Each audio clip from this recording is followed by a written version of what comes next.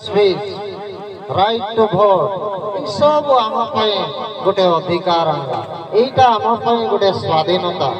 तेणु जीशु ख्रीष्टर यही आदर्श आज सारा पृथ्वी रे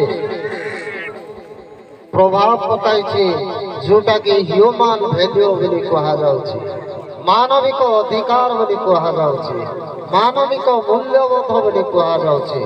कौन सी मनुष्यर मूल्य अधिका नहीं, कौन सी मनुष्यर मूल्य कम नहीं, समस्ते समान। जेकोसी जाति हो, जेकोसी भाषावादी हो, जेकोसी व्यक्ति विशेष हो, शिक्षित हो अशिक्षित हो, गरीब हो धनी हो, समस्ते देश रे समान, समस्ते समान संविधान दृष्टि रे।